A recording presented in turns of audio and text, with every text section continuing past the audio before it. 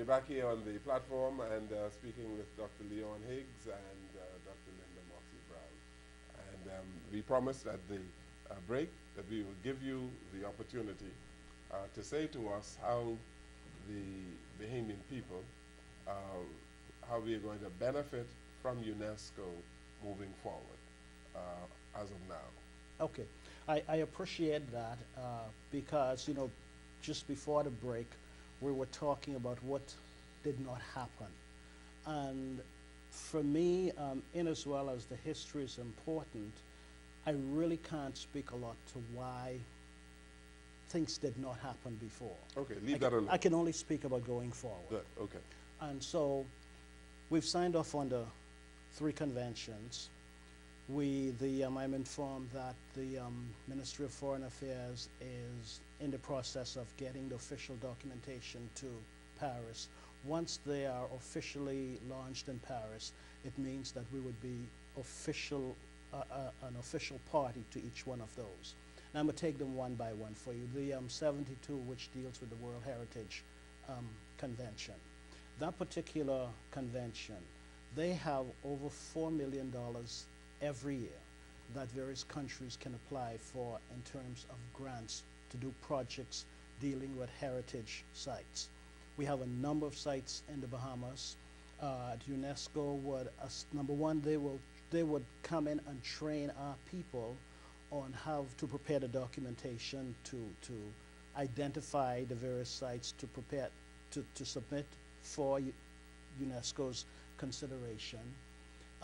Anything to do with the various heritage sites, UNESCO would also, we can also apply for grants from the Bahamas to help us develop our sites. For example, if Columbus Landing in San Salvador is accepted as a heritage site, and right now I can't see any reason why, because of its significance to world history.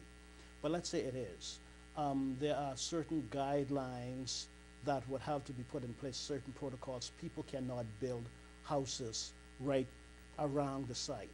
So UNESCO would assist us with funding to make certain that that is enforced.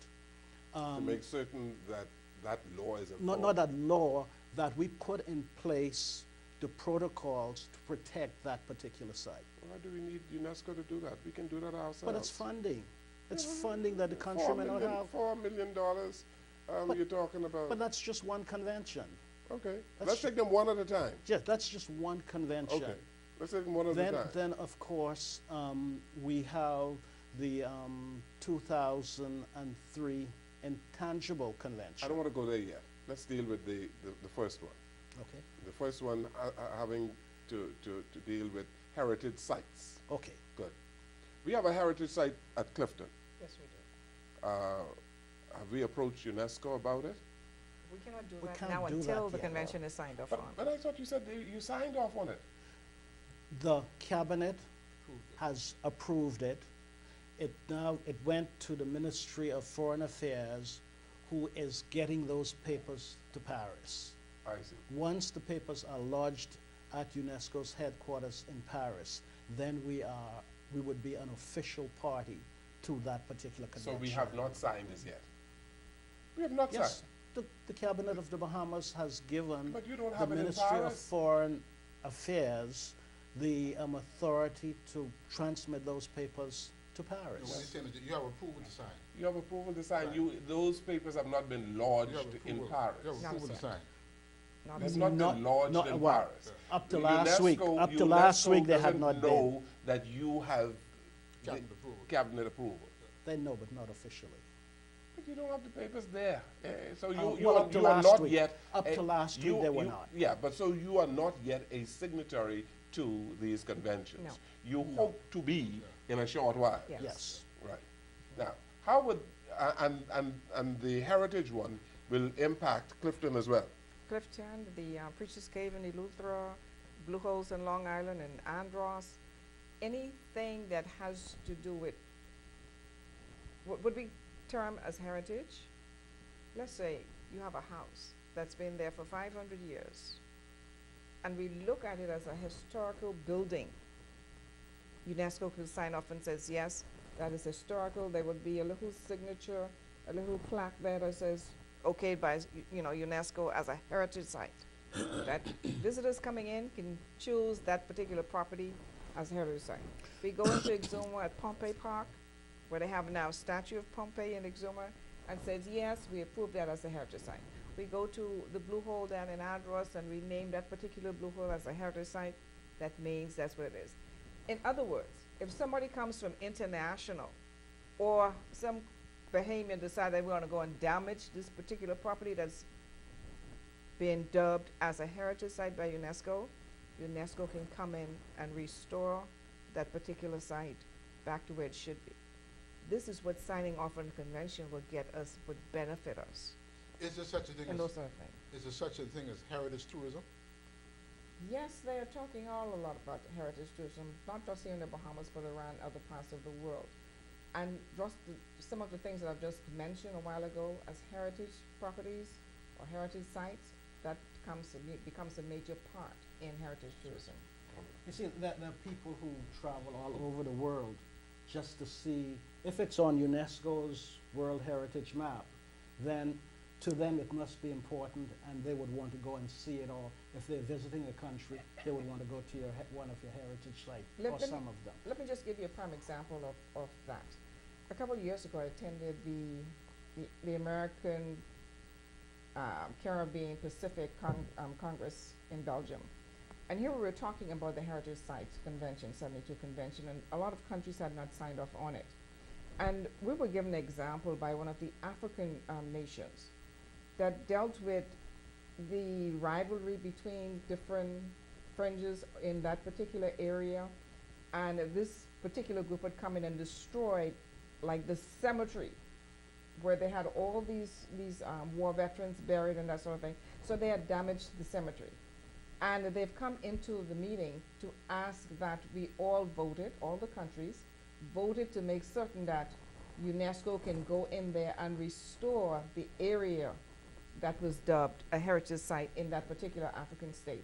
This is what happens when you sign up on the UNESCO Convention. Like all these forts we have. Yes, we can choose, and UNESCO would come in and examine and say, yes, we can use Fort Charlotte or Montague or wherever as a particular heritage site. Or we can go in and look at one of the older cemeteries, the War Veterans Cemetery, and we say, yes, that is a heritage site that you would want persons to visit. Because we know the grave full of knowledge, huh? And all of this wonderful stuff. But anything else that they deem heritage, that's particularly ownership of the Bahamas, and they would say, yes, we pick that particular area, or that particular building, or whatever have you, and it would have UNESCO's stamp on it. So persons coming from around the world in the heritage tourism aspect of it, and they're familiar with all the other UNESCO heritage sites around the world, they can say, there are some in the Bahamas that we can go and check out, and this is what they will do. You know, and this is not a question, I just find it to be very mind-boggling that after 40 years, this particular convention was not acceded to by the Bahamas after being a part of UNESCO for 40 years. You don't have to answer that. No, I was going to boggle your mind a little bit more. Yes. We, up to Cabinet's approval, we were the only country in Latin America and the Caribbean who had not signed off on that particular one. Wow. That's very true. Wow. That's very true. And after I've been fighting for so long to have them signed. Wow. Yes. What an indictment on the quality of governance in the Bahamas. What an indictment on our leaders and successive ministers of education and culture. What an indictment, Mr. Ewing. Well, I don't indict the politicians. I indict the professionals in the ministry who should bring these things to the attention of the politicians. Perhaps they did. Well, perhaps they didn't. Well, I would go on the side of that they had. Done so. I know how the Well, public she said says. they have done Yes, so. we have done so. Mr. Ewing. The files did a check, you know, and you can see, you can go back and find out exactly what it took place. And I'm willing to bet you, right, that many public servants are derelict in their But responsibilities. the last time I checked, Don't right, blame the two of us. The last time I checked, right? You've certainly been talking with me. The last time I checked, Mr. Enius, Yeah. we don't vote for public servants. We vote for politicians It's true. who are responsible for policy. I'm not defending the politician now. No, you sound like you are. Sound like you are. No, I'm just trying to speak that you say today, shoot the power. You are ambassador to FAO, and I have a couple of questions for you. Not shoot. Go ahead. You want to know what FAO has done? You want to know what FAO has done? You really want me to tell you? All of the research in the marine aspect of this country has been done by FAO. Do you know that there was a 5-year stint when we didn't have an ambassador to FAO? Yeah, but I'm not responsible for that. Yeah, I'm not responsible for that. Who was responsible for that? That wasn't The politicians, right? Yeah, I guess so. Maybe that group of politicians didn't deem it necessary to have one. I don't know what the thinking was. By the same token. But I can assure you, in that case, the public sector wanted one. The public sector wanted one? Yeah. Okay, good. Let's move beyond that. I want to tell you one more benefit about that, and then we can move on to the others. Yes. But by becoming a party to this particular convention, the Bahamas would now be able to vote for the officers, because officers from the various countries are responsible for administering the various conventions. So we'd be able to vote for officers on that convention. Plus, we would also be eligible to become a part of the governing body of that particular convention, which is good for us. Yes. With all of these historical sites that we have in our country, both, well, not only in New Providence, but around the Bahamas. the country.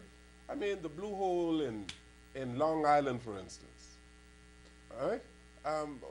That all, Should be automatic. it is one of the wonders of the world, I'm told. That's very true. I saw some of the pictures that Dr. Michael Pateman from AAMC Yes. has taken, and they blew my mind. I didn't realize that we had some of those kinds of sites in the Bahamas until I saw Michael's I saw pictures. the Blue Holes in Long Island on the 60-minute program on CBS. Yes. And they did a whole segment on this. Yeah. And to now realize that this is not a United Nations or UNESCO. Yeah, it's the United Nations. Which is UNESCO. Yes, a site.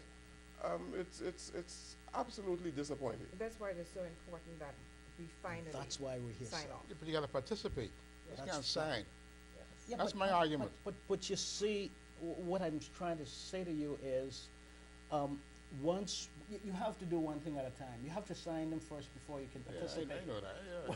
Once you've signed them, then you are eligible to participate. Go to the Okay. BEST Commission, right? Okay. Go to the, I remember this, man. Go to the BEST Commission and ask them how many conventions they signed on to, and ask them how many meetings they attend, and ask them. Then I'm telling you how instrumental they are in enforcing those conventions, right? It's all right signing on to these things, But let me say right? something to you. But when time comes to go to these meetings and participate in these meetings, you know, you take for example, for example, the Jamaicans, right? There have been Jamaicans who have been assistant director generals of FAO, That's very true. This is true. right? We don't have one person. We got maybe 2 people employed in FAO. There are quotas for these organizations, where they say each country can have so many employees, where you get experience, where you get high-paid jobs, right? We don't make ourselves accessible to those kinds of opportunities. Yes, but Mr. Enos, what I'm saying to you, that is so, but you have to blame the policy makers, the directors of policy, the executives of this country, and I'm talking about the executive branch, the cabinet of the Bahamas, for not pushing this. You can't blame public servants who want it to happen. Oh, yeah? I went to. Oh, yeah? Yes, yes. No, you're being naive here. I went to, You're being to naive here. IDB I'm telling in you. Washington, D.C., No, the Mr. World Jones. Bank. I went to the IMF, all of these organizations. I literally went there Looking for for a babies? couple of days. Looking for babies. Bahamians. You can't find none. You can't find one. But I found Jamaicans. Yes, I everybody. found Everywhere. Trinidadians. Everybody. Well, Everywhere. Everybody. well, And the reason why we can't find them there, Mr. Enos, is because the politicians, people who are responsible for policy, wouldn't make these things happen. Mr. Enos, I have been. What would you do, mumble? I'm not going to use you on the show, but anyway, we do it after camera. Mumbling? you don't stammer, right? You know, we do stammering for? we deal with you off camera. I don't get into that anyway. Mr. Innes, since I have been not just in this position, but back in the Bahamas working in the public sector, you're correct. I've been to a number of meetings where folks would say, well, where are the Bahamians? We don't see the Bahamians, or occasionally we do. So that point is correct. But I would also want to say to you, for example, the UNESCO has its General Assembly every 2 years. Yeah. This So past November was the General Assembly. 3 of us from the Bahamas went to that particular conference, and as the Secretary General, as a new person coming in, I was allowed to stay for the entire conference, You hear that? which was 3 weeks. 3 went from FA, 3 went to UNESCO. Me alone went to FAO. Okay. A much bigger organization. Okay. That's why we're saying to you, this organization, sir, is going. This organization, sir, is going to work, and it's going to do well, and it's Okay, going to be. I have to take a break. This is the platform, and we are talking about UNESCO, and we have to get to these other 2 conventions that we intend to sign on, right? Because the cabinet has only agreed to sign them. Has given. Yes, you just agreed, right? They're not signed. Yes, you are. It didn't fail to accomplish. Anyway, let's take this break. We'll come right back.